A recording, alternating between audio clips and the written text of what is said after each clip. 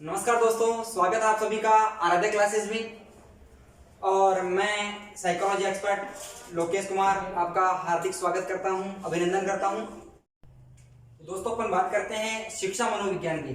तो देखिए, जैसा कि अपन देख रहे थे कि मनोविज्ञान कहां से निकला? दर्शन शास्त्र से। मनोविज्ञान कहां से निकला? दर्शन शास्त्र से। अर्थात दर्शन शास्त्र का पाठ निकल कर आया अपने सामने मनोविज्ञान के रूप में। और ठीक ऐसे ही आपसे एग्जाम में एग्जामिनर पूछ लेता है कि शिक्षा मनोविज्ञान की उत्पत्ति कहां से हुई है, या शिक्षा मनोविज्ञान की जननी कौन है। तो ध्यान रखेंगे दोस्तों, मनोविज्ञान से ही निकला है आपका क्या? शिक्षा मनोविज्ञान। शिक्षा मनोविज्ञान। तो शिक्षा मनोविज्ञान की जननी कौन हो गई? मनोविज्ञान। और मनोविज्ञान की जननी कौन हो गई? दर्शन शास्त्र। ऐसे ही बात करें कि साहब दर्शन शास्त्र से आपका मनोविज्ञान निकला, और मनोविज्ञान का जनक कौन हो गया आपका? कौन?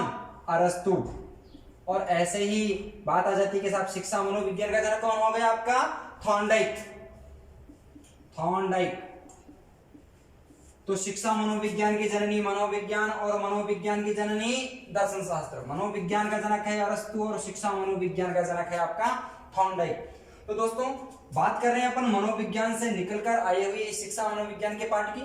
तो भाई देखिए, ये जो आपका शिक्षा मनोविज्ञान है, इसकी उत्पत्ति आपके अमेरिका में हुई थी 1900 ईस्वी में। कब हुई थी? अमेरिका में 1900 ईस्वी में शिक्षा मनोविज्ञान की उत्पत्ति हुई। मनोविज्ञान की शाखा के रूप में हुई 1900 ईस्वी में हुई। और कौन से देश में हुई? आपके अमेरिका में हुई। लेकिन दोस्तों ध्यान रखें, इसकी उत्पत्ति भले ही 1900 ईस्वी में हो गई, लेकिन इसका ओरिजिनल, इसका वास्तविक सही अर्थ और स्वरूप लोग नहीं जान पाए। इसलिए इसको जो प्रसिद्धि मिल पाई थी वो आपके व्यवहारवादी मनोवैज्ञानिकों के सहयोग से ही मिल पाई थी। और वो इसको कब मिला? 1920 में। दोस्तों ध्यान रखेंगे, यह प्रश्न भी आपका सेकंड ग्रेड भर्ती में आरपीसी के द्वारा पूछा जा चुका है कि मनोविज्ञान को स्पष्ट स्वरूप कब प्राप्त हुआ। आंसर क्या होगा? 1920 में। और देखिए, ये बात हो गई आपकी शिक्षा मनोविज्ञान की उत्पत्ति की और इसके वास्तविक अर्थ में, इसके वास्तविक स्वरूप में आने की। लेकिन शिक्षा में मनोवैज्ञानिक दृष्टिकोणों को अपनाना चाहिए, ऐसी सबसे पहली बार ऐसी अवधारणा को देने वाला मनोवैज्ञानिक कौन था? दोस्तों ध्यान रखेंगे, यह प्रश्न भी आपका शिक्षक भर्ती में पूछा जा चुका है कि शिक्षा में मनोवैज्ञानिक दृष्टिकोण का सूत्रपात करने वाला सबसे प्रथम मनोवैज्ञानिक कौन था। तो देखिए दोस्तों, इसका नाम क्या है आपका? रूसो। मैं लिख देता हूं यहां पर आपके सामने। शिक्षा में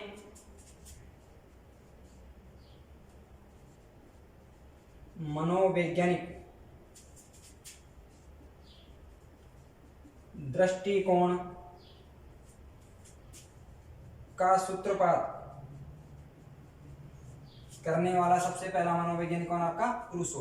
अर्थात इस लाइन का अर्थ यह है कि साहब हमें शिक्षण पद्धतियों में मनोवैज्ञानिक तरीकों को अपना करके ही शिक्षा के स्वरूप को आगे बढ़ाना चाहिए, ऐसी अवधारणा को देने वाला कौन था? आपका रूसो। जबकि ऐसा करके और एजुकेशनल साइकोलॉजी में इसका अपना विशिष्ट अर्थ बताने वाला कौन था? आपका थॉर्नडाइक। इसलिए शिक्षा मनोविज्ञान का जनक तो कौन है? आपका थॉर्नडाइक। और शिक्षा में मनोवैज्ञानिक दृष्टिकोणों को लाने के लिए ऐसी अवधारणा, ऐसे कॉन्सेप्ट को देने वाला कौन है? आपका रूसो। ठीक है दोस्तों, इसके बाद अपन बात करने वाले हैं आपके एग्जाम में आने वाले 100% क्वेश्चन की। अगर हम बात करें उस क्वेश्चन की, तो आप पिछली शिक्षक भर्ती का कोई भी पेपर उठाकर देख लेना, आपको एक बहुत ही कॉमन चीज मिलेगी। और वो कॉमन चीज मिलेगी मनोविज्ञान की शाखाओं से संबंधित। और मनोविज्ञान की शाखाओं से संबंधित हर बार आपका एक क्वेश्चन पूछा जाता है। और क्वेश्चन यूं नहीं होता कि निम्नलिखित में से कौन सी शाखा है, बल्कि क्वेश्चन आपका यह होता है कि निम्नलिखित में से कौन सी मनोविज्ञान की शाखा नहीं है। और उस नहीं है का उत्तर देने के लिए हमारे सामने केवल एक विकल्प बचता है, और वो ये कि हमें सभी की सभी शाखाओं का नाम याद होना जरूरी है। अगर वो शाखाओं के नाम हम अगर याद नहीं है हमें, इसका मतलब हमारा क्वेश्चन गलत। अब सबसे पहली समस्या तो आपके सामने यही आती है कि आखिरकार मनोविज्ञान की शाखाएं होती कितनी हैं।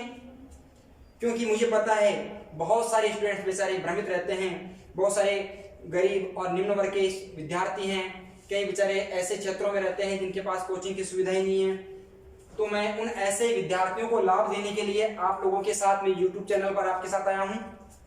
और आपको पता होना चाहिए, आप लोग भी मेरे साथ में हैं आराध्या क्लासेज यूट्यूब चैनल पर। तो दोस्तों आप देख रहे हैं कि साहब ये जो हम पढ़ रहे हैं इसको याद कैसे करें, सही कंटेंट कैसे मिले।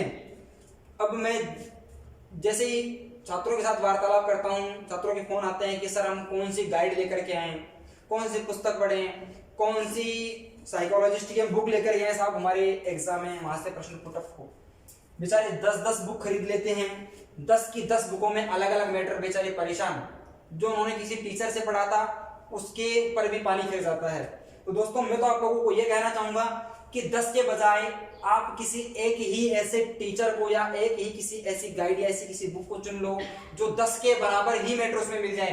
तो आपको इससे बहुत ही ज्यादा आपको लाभ मिलेगा, आपके कंफ्यूजन्स कम हो जाएंगे, आपको ऑथेंटिक और प्रमाणिक मैटर मिलेगा जो एग्जाम बोर्ड मानता है। इसलिए दोस्तों भ्रमित ना हो, आपको यहाँ पर इस YouTube चैनल पर करवाया जाने वाला एक एक कंटेंट पूर्णतया प्रमाणिक है, इस पर किसी प्रकार का कोई संदेह नहीं है। दोस्तों आप लोग जुड़े रहें, हमारे चैनल को सब्सक्राइब करें, लाइक करें और अपने दोस्तों के साथ शेयर करें ताकि वे भी इस चीज का लाभ ले सकें।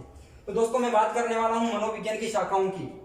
तो दोस्तों जैसा कि आप लोग बुक्स पढ़ते हैं, कोई बुक आपको 14 शाखाएं बताती है, कोई बुक आपको 16 शाखाएं बताती है, और कुछ बुक्स तो मैंने भी देखी है कि मैं किसी का नाम नहीं लेना चाहूंगा, कुछ बुक्स तो मैंने भी ऐसी देखी है जिसमें 30 तक शाखाओं के नाम डाल रखे हैं, जबकि यह वो बुक वाले भी जानते हैं कि यह आरपीएससी का पूछा गया प्रश्न है और मनोविज्ञान की शाखाओं की प्रमाणिक और ओरिजिनल संख्या ओनली 14, केवल 14 शाखाएं होती हैं। आज तक अभी कोई 15वीं शाखा भी नहीं बनी। हाँ वो अलग बात है कि मनोविज्ञान का जो स्वरूप है, मनोविज्ञान का यूज है अलग अलग क्षेत्रों में आता है, लेकिन मनोवैज्ञानिकों ने मनोविज्ञान की जो प्रमाणिक शाखाओं की संख्या मानी है केवल और केवल कितनी मानी है? 14 शाखाएं। और आपको भी यही याद करनी है कि मनोविज्ञान की 14 शाखाएं आती हैं। जब भी आपसे प्रश्न पूछा जाएगा आप आंसर क्या देंगे? 14। लेकिन हमारे सामने बड़ा तूफान ये है कि आखिरकार इन 14 शाखाओं को याद कैसे किया जाए। दोस्तों ये आप लोग सोच रहे होंगे कि साहब 14 नाम गुरुजी बता देंगे, हम रट लेंगे और 14 मिनट बाद या 14 घंटे बाद या 14 दिन बाद हम भूल जाएंगे, एक भी नाम याद नहीं रहेगा। तो दोस्तों मैं आपको बता दूं, ये 14 शाखाओं के नाम मैं आपको केवल 14 सेकंड में याद करवाऊंगा, और 14 सेकंड में याद करने के बाद अगले 14 सालों तक तो आप नहीं भूलेंगे, इतना मेरा दावा है। तो दोस्तों मैं आपको 14 शाखाओं के बारे में बता देता हूं। दोस्तों ये है आपकी मनोविज्ञान की 14 शाखाएं जिनसे संबंधित आपसे एग्जाम में 101% 101% प्रश्न आपसे पूछा जाएगा।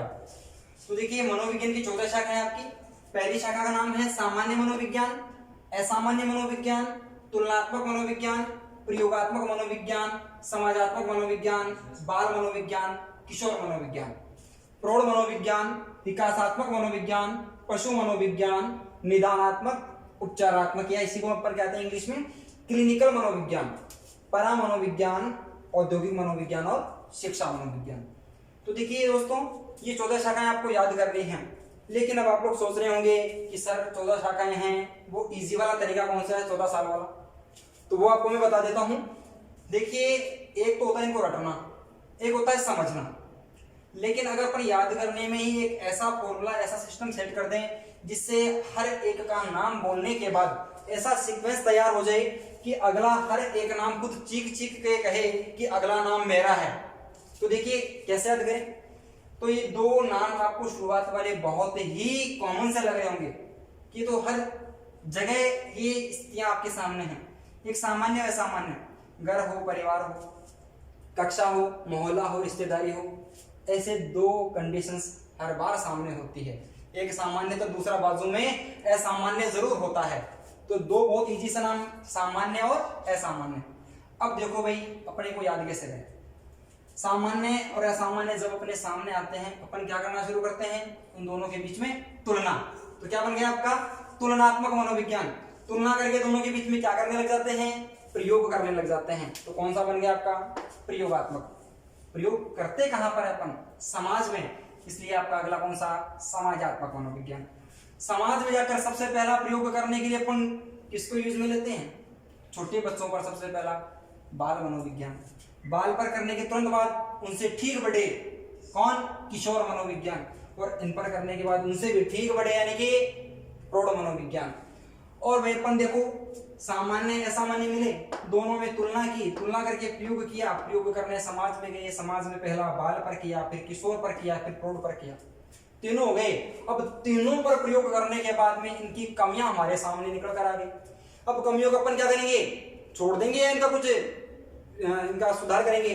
अब सुधार करना पड़ेगा, और सुधार के लिए यहाँ पर कौन सा शब्द काम में लिया गया है, विकास। इनकी अगला नाम है आपका विकासात्मक मनोविज्ञान।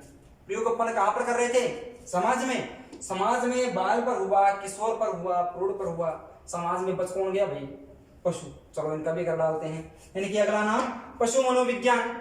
जैसे हमने इन तीनों का विकास किया, वैसे भाई अब इनका भी तो कुछ ना कुछ करना पड़ेगा। उनका क्या करेंगे, निदान और उपचार करेंगे, और वह कहां पर करेंगे भाई, क्लिनिक में ले जाकर करेंगे उनका इलाज। यानी कि ये आपका कौन सा हो गया, निदानात्मक उपचारात्मक या क्लिनिकल। उसके बाद में अगली शाखा का नाम है परामनोविज्ञान, औद्योगिक मनोविज्ञान, और सबसे लास्ट एंड फाइनल नेम आपका शिक्षा मनोविज्ञान। ये है आपकी 14 शाखाएं।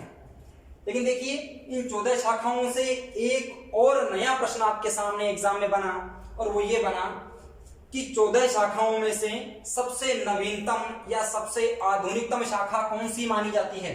तो दोस्तों मैं आपको बता दूं, इन 14 शाखाओं में जो सबसे अजीबोगरीब नाम आपको नजर आ रहा है वो इसकी नवीनतम शाखा है। और मुझे पता है आपका ध्यान चला भी गया होगा, मैं डिलीट कर देता हूं उसको, बिल्कुल इसी पर आप लोगों का नाम ध्यान भी जा रहा था बार बार कि साहब ये क्या होता है। तो ध्यान रखें, यह है परामनोविज्ञान, मनोविज्ञान की सबसे नवीनतम या इसी को कह सकते हैं आधुनिकतम शाखा मानी जाती है। अब एक और प्रश्न मन में उठ रहा होगा कि भाई आखिरकार इस शाखा में होता क्या है ऐसा। तो देखिए मनोविज्ञान की इस शाखा में बालक के पूर्व जन्म से संबंधित घटना या बातों का अध्ययन किया जाता है।